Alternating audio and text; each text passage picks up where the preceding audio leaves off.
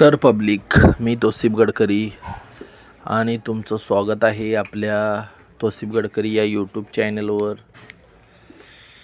मित्रांनो, आपला आज व्लॉग्स आणि आज आपण निघालो होतो गोकुळला, कारण आज गोकुळची यात्रा होती, जत्रा बी म्हणतात आपल्या भागात. आणि तुम्ही पाहू शकता सगळीकडे आभाळ भरून आलेला आहे आणि पावसाच्या सरी हळूहळू कोसळत आहेत आणि क्लायमेट एकदम सुंदर, छान, रोमॅन्टिक झालेला आहे. आमचा तालुका तसा सुंदर आहे,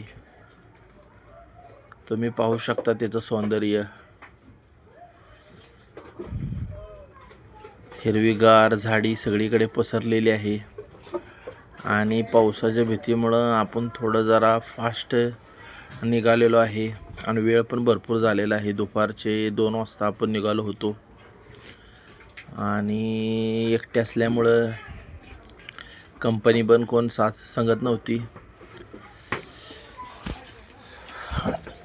आणि डोस आला होता आपल्या मित्रांकडनं की नाही आला जत्रेला तर परत फिरकणार नाही म्हणून, त्यामुळं जावं भाग आहे. आता आपण सध्या काळोलीवर आलेला आहे. तुम्ही पाहू शकता वातावरण सगळीकडं ढग दाटून आलेले आहे, आभाळ भरून आलेला आहे आणि कधी पण पाऊस पडण्याची शक्यता आहे. आणि आता मी सध्या आहे माणगावच्या पुढे. तुम्ही पाहू शकता इथे सध्या पाऊस पडून गेलेला आहे आणि सगळीकडे ओलं चिंब झालेलं आहे. आपण वाचलो या पावसातनं आणि आपला हा सुंदर प्रवास सुरू आहे. वेळ मिळाला की आपण आणि ही आपली धन्नो यातून वाट काढत आपण नाटोशी पूल, त्यानंतर आता मोरगिरी क्रॉस केलेली आहे. आम्ही पाहू शकता वातावरण आणि हलकासा पाऊस इथेच आपल्याला भेटला आहे. छान परिसर आहे हा मोरणा भागाचा, सुंदर असा परिसर. रस्त्याच्या दोन्ही तर्फा हिरवी गर्द झाडी आणि चढ उतार. थोडा जरा ह्या साईडला रस्ता खराब आहे, येणार असाल तर हळू या, कारण वळणे आहेत खूप आणि आजच्या रस्ता लहान असल्यामुळे अचानकच गाड्या समोर येतात. मग प्रवास करताना सेफ्टी घ्या, हेल्मेट घाला आणि सेफली प्रवास करा.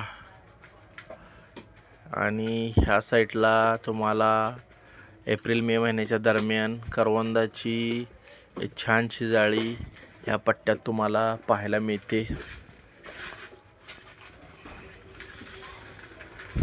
आणि आता आपण पोचलेलो आहे धावडे येथे. मोरगिरीपासून 3 किलोमीटर आहे अंदाजे धावडे. सुंदर असं गाव आहे, निसर्गाच्या सानिध्यात वसलेलं आणि तितकंच सुंदर असं धावडे गावातील घरे तुम्ही बघू शकता. आणि या साईडला जास्त गाड्या नसल्यामुळे लोक शक्यतो पायी चालून जातात. वडाप वगैरे असते, छोट्या मोठ्या गाड्या वगैरे भेटतात, पण त्याची पण शाश्वती नसते. एसटी कधीतरी इकडं येते.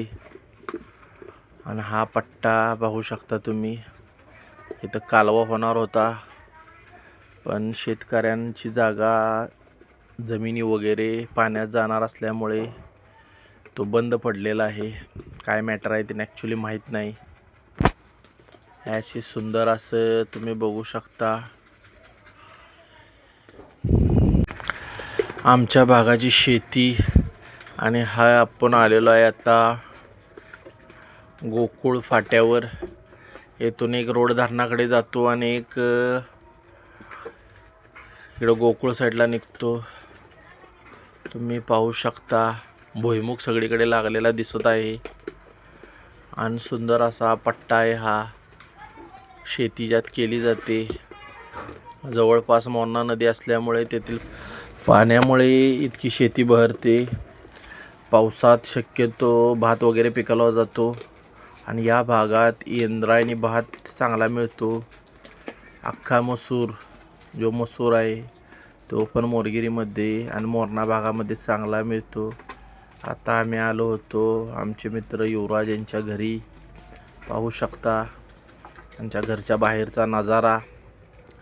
जेवण वगैरे आपण आता बसलेलो आहे. पाहुणे वगैरे भरपूर आलेले आहेत आणि हे शेड आता इथं बसलेले आहेत खाऊन पिऊन. मटन, चिकन, तांदळाच्या भाकऱ्या आणि पावसाचं वातावरण असल्यामुळे आपण निघा पिक्चर बघितलेला आहे आणि आता आपण घरच्या परतीच्या वाटेकडे निघालेलो आहोत. गोकुळपासून तुम्ही नैसर्गिक सौंदर्य पाहू शकता. लांब लांबपर्यंत डोंगर पसरलेले, तसेच पवनचक्कीचा भाग, भरपूर असा पवनचक्कीने व्यापलेला प्रदेश आहे आणि बागायती शेती वगैरे केली जाते. नाचणी, मसूर, ऊसाची, तसेच भात असे विविध पिके घेतली जातात. आणि हा स्पॉट बघू शकता तुम्ही. हे आमचे मित्र युवराज यांचा बैल येथे पुरलेला आहे. गेल्या 2-3 महिन्यापूर्वी आजारी होता, उठता बसता येत नव्हते आणि अचानकच राजा नावाचा बैल होता आणि चांगला होता. भरपूर कष्ट केले बिचाऱ्याने आणि हा सुंदर नजारा. दूर जिकडं बघल तिकडं शेती. भुईमुग शक्यतो लागलेला आहे सगळीकडे. शेंगा वगैरे भरपूर असतात. आमचे मित्र आवर्जून पाठवतात आणि हा एक माझा असा मित्र आहे ज्याने प्रत्येक सुखदुःखात कधी त्याला सांगायची गरज नाही पडत. माझ्या प्रत्येक कामात, माझ्या प्रत्येक सुखदुःखात तो आवर्जून सहभागी असतो. एका ताटात बसून आम्ही दोघे खातो. ना कधी जाती धर्माचा भेद, ना कधी मनात एकमेकाबद्दल वैर येतं. अशी ही मैत्री. एवढीच दुआ आहे, प्रार्थना आहे की मैत्री मरत्या शेवटपर्यंत आमच्या चालो आणि ह्यात कधी ना खंड पडो. कारण आयुष्यात एक तरी मित्र असावा हक्काचा, की आयुष्यात काय घडलंय ते त्याला आपण नक्कीच सांगता यावं. आणि नक्कीच मैत्री हे सुंदर नातं आहे, फक्त निभावणारे चांगले पाहिजेत.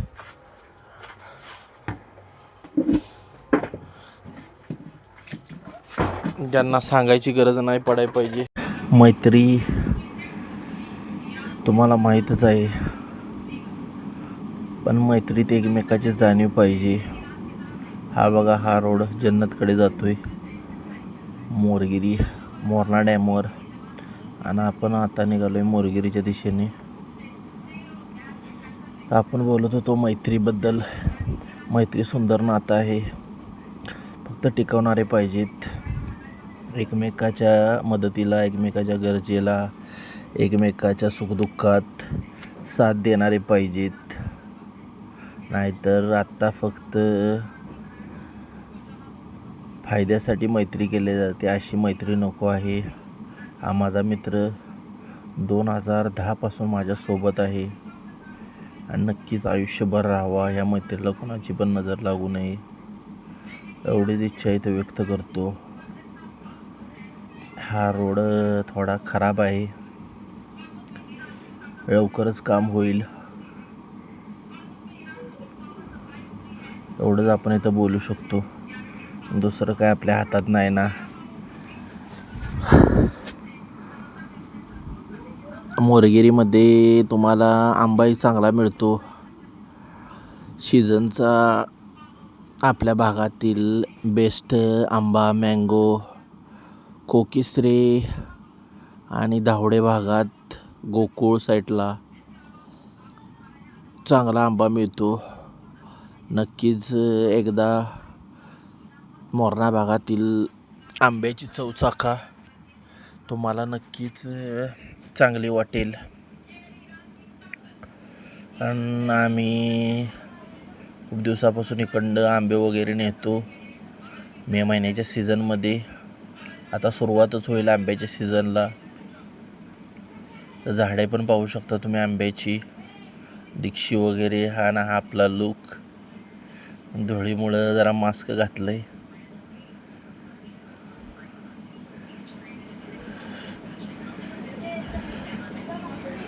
डॉन दिसतोय का नाही? डॉन बेटा डॉन. आणि असा हा आपण एकटा जीव सदाशिव असा प्रवास करत, थोडे खड्डे पण आहेत त्यामुळं खड्डे बघून चालवा, कारण नजरहाटी दुर्घटना घटी असं स्लोगन आहे. आणि खड्डे, एखादा खड्डा जरी चुकला आणि एखादा टर्न जरी चुकला तर डायरेक्ट खड्ड्यात जाणार आहे. आणि सगळीकडे पाऊस वगैरे आता गेला होता, ऊन असं कडक पडलेलं होतं. आणि पाईपलाईनचं वगैरे तर काम चालू आहे.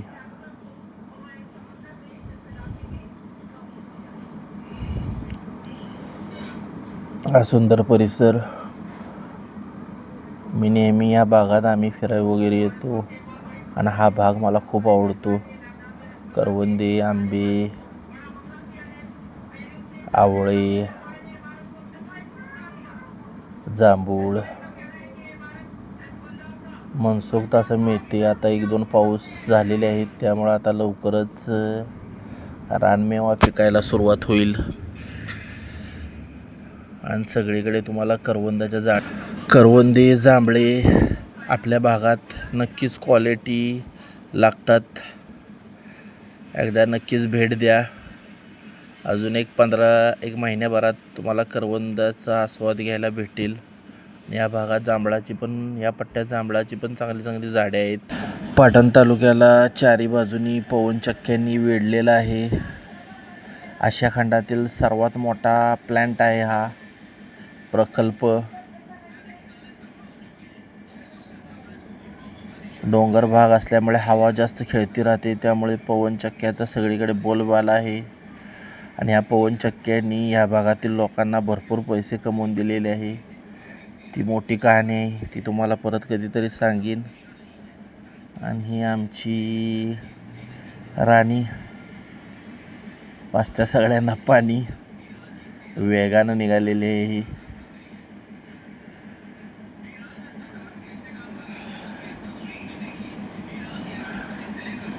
गाड्या ह्या रोडला वळणं आहेत आणि गाड्या एकदम फास्ट येतात, त्यामुळं गाड्या सावकाश चालवा. साईडला जायला रस्ता बी नाही ना, छोटासा रस्ता आहे आणि यातूनच मार्ग काढत जावे लागते. पण असा सुंदर प्रवास करत मोरगीर येथे आलेलो आहोत. वर तुम्ही बघू शकता आभाळ भरून आलं होतं मगाशी, पण आता काही ठिकाणी पाऊस पण पडला, त्यामुळे आकाश आता शुभ्र झालेलं आहे. ढग निघून गेलेले आहेत आणि ते गांडूळ खत प्रकल्प पण सुरू झालेला आहे. आणि असा आपण प्रवास करत आता मोरगिरी गाठलेली आहे. मोरगिरी मेन इथली बाजारपेठ आहे आणि आसपासच्या खेडे गावातील लोक इथं मोरगिरीला बाजारासाठी खरेदीसाठी येत असतात. गुरुवारी हा बाजार असतो. स्टँडच्या परिसरात अर्धा खाली आणि अर्धा वर असा बाजार भरतो.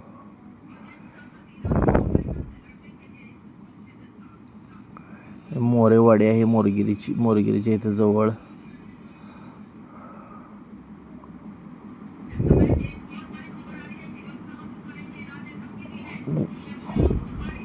इथून सुंदर असा मोरगिरीचा गड दिसत आहे. आणि असा सुंदर प्रवास आयुष्यात नेहमी काढावा.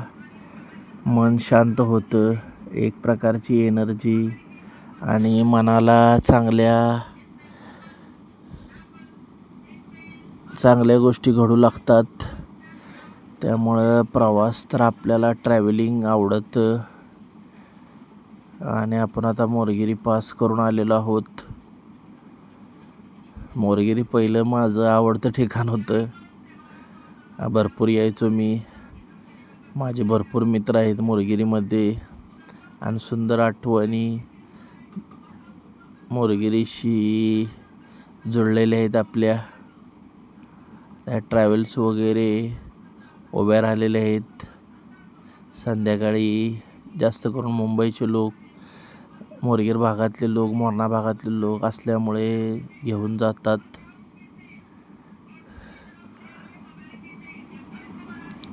आणि हा सर्व्हिसिंग सेंटर इथं झालेला आहे त्या नवीनच. आणि आपल्याला जुना पूल हा पाहू शकता. हा रोड आहे जुन्या पुलाचा, नाटोशी कुसरुंडला जोडणारा हा लहानसा पूल, फरशी पूल होता मजबूत. आणि आता हा नवीन झालेला आहे. त्यामुळं आता जुन्याला लोक विसरलेले आहेत. पण या जुना पुलावर लोकांच्या असंख्य अशा आठवणी निगडीत आहेत. अजून पण हा पूल तितक्याच मजबूतीने उभा राहिलेला पाहू शकता तुम्ही. ही मोरणा नदी आहे आणि तिचे सौंदर्य. आणि अशा प्रकारे आपण आता नेरळे गौंडावरून काळोली येथे आलेलो आहोत. आणि असा आपला हा सुंदर प्रवास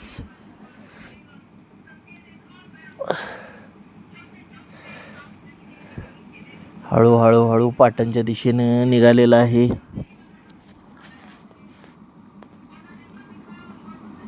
रोड चांगला झाला आहे आणि थोडासा भाग चांगला झाला की पाटणला नक्की चांगले दिवस येतील. फक्त रोजगाराचा प्रश्न मिटला पाहिजे. आपण पाहू शकतो की सर्व सुविधा आहेत, नैसर्गिक साधन संपत्ती आहे, पाण्याचा मुबलक साठा आहे. तरी पण आपले मोरणा भाग असू दे, आपल्या विविध भागातील लोक रोजगारासाठी पुणे मुंबईला जावे लागते. एक MIDC झाली आपल्या इकडं. या हे काळोलीचं कृषी विभाग, कृषीशी शेतीशी निगडीत कर्जे वगैरे, प्रधानमंत्री आवास योजनेचे हप्ते साठी हे ऑफिस सर्व परिचित आहे. एकदा रोजगार आपल्या इकडं प्राप्त झाला की मग लोक सुटकेचा निश्वास सोडतील. नक्कीच रोजगार उपलब्ध झाला पाहिजे. आपल्या भागाचा तो अधिकार आहे आणि सर्व गोष्टींनी संपन्न असा आपला भाग आहे. त्यामुळे नक्कीच एक MIDCचा मोठा प्रोजेक्ट सरकारने हाती घ्यावा एवढीच इच्छा इथं व्यक्त करतो. आणि आपण सर्वसामान्य माणसे, त्यामुळे आपल्याला जास्त काही बोलता येत नाही. सर्व गोष्टी सरकारवर सोडून द्यायच्या.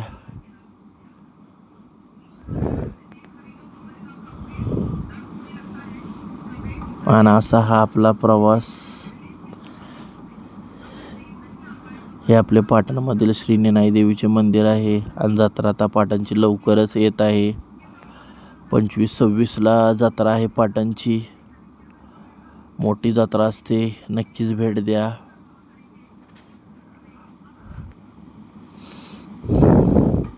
आणि असा आपण हळूहळू प्रवास करत आता निघालेलो आहोत. भरपूर काही सांगायचं असतं मित्रांनो, पण सांगता येत नाही. काही गोष्टीच्या मर्यादा ठेवाव्या लागतात. आणि नवीन असल्यामुळे जास्त बोलण्याचा सराव पण नाही, पण भविष्यात हळूहळू होत जाईल. आणि आपण स्वतःच्या एक वेगवेगळ्या आठवणी तयार करण्याचा प्रयत्न करत आहोत.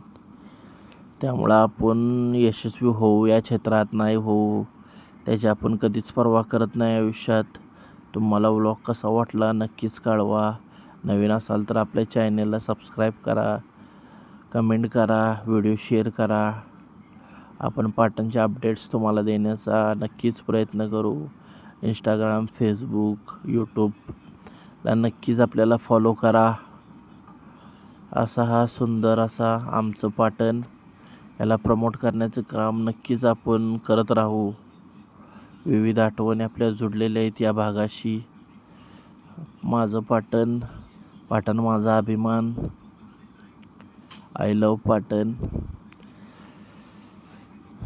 आणि नक्कीच आपलं पाटण स्वच्छ, सुंदर आणि विकसित झालं पाहिजे. यासाठी सर्वांनी नक्कीच प्रयत्न करू. आणि मित्रांनो, व्हिडिओ कसा वाटला नक्कीच कळवा. नवीन आहे तुमचा भाऊ या क्षेत्रात, त्याला नक्कीच सहकार्य करा. चुकून काही तोंडातून गेलं तर लहान समजून माफ करा. आणि असा हा आपला प्रवास, आयुष्यात असे प्रवास वारंवार घडत राहू. आणि फुल एनर्जी आणि तेवढ्याच्या निसर्गाच्या सानिध्यात आपण राहू.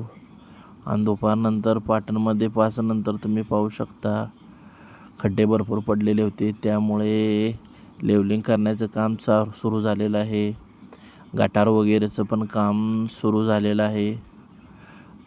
येराडची जत्रा संपली की लवकरच 5 किंवा 6 तारखेपासून रस्ता रुंदीकरणाचं काम हाती घेण्यात येईल. थोडा कालावधी राहिलेला आहे, त्यामुळे प्रवास हळू करा. आपल्या परिवाराची काळजी घ्या, घाई गडबड करू नका. थँक्यू पूर्ण व्हिडिओ पाहिल्याबद्दल.